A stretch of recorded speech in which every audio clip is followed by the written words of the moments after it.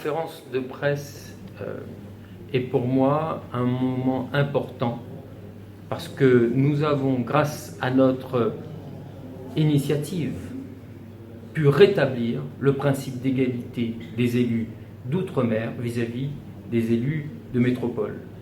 En l'espèce, le Conseil constitutionnel, dans sa décision du 21 octobre 2021, a dit que jusqu'à présent, la loi distinguait les élus métropolitains qui pouvaient majorer leurs indemnités, qui pouvaient avoir des initiatives propres, des élus d'outre-mer qui, eux, ne pouvaient pas avoir ces mêmes prérogatives.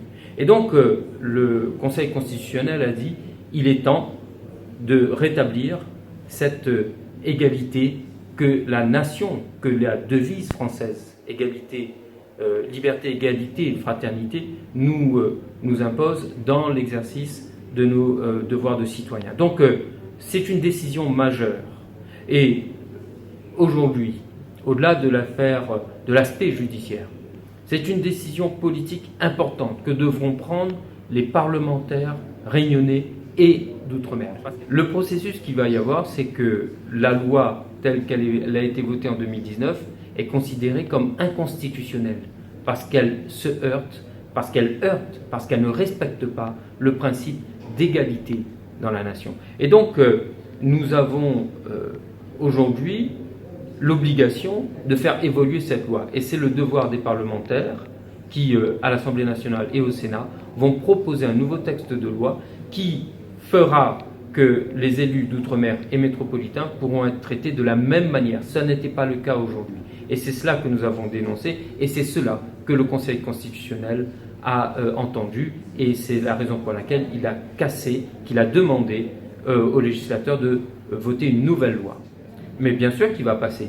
D'abord parce que l'État français doit préserver ce principe d'égalité et donc c'est une obligation pour lui et donc le parlementaire devra porter cette nouvelle voix réunionnaise et outre-mer devant la nation française à l'Assemblée nationale et au Sénat.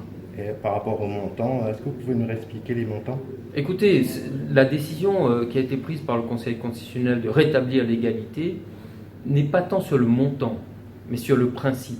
Et d'ailleurs, d'autres professionnels de la justice ont commenté cette décision du Conseil constitutionnel et ont tout de suite vu l'impact sur d'autres aspects. Par exemple, cette loi donnait plus de crédits de haute formation aux élus métropolitains qu'aux élus d'outre-mer.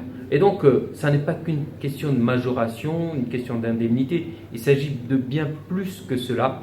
Et c'est cela qui va être changé dans cette nouvelle loi que devra adopter le Parlement et le Sénat. Le Conseil constitutionnel a dit que c'était discriminatoire, que l'élu d'outre-mer n'était pas traité jusqu'à présent comme un élu métropolitain. Et c'est la raison pour laquelle il nous a donné raison.